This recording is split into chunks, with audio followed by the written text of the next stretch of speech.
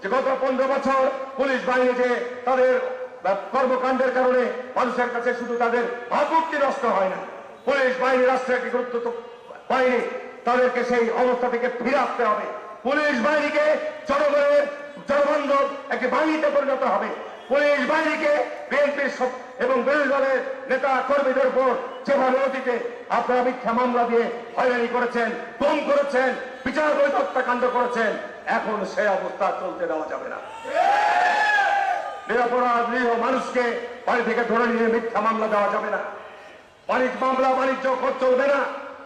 আজকে আওয়ামী লীগকে নিষিদ্ধ করা হয়েছে তাদের কৃতকর্মের কারণে।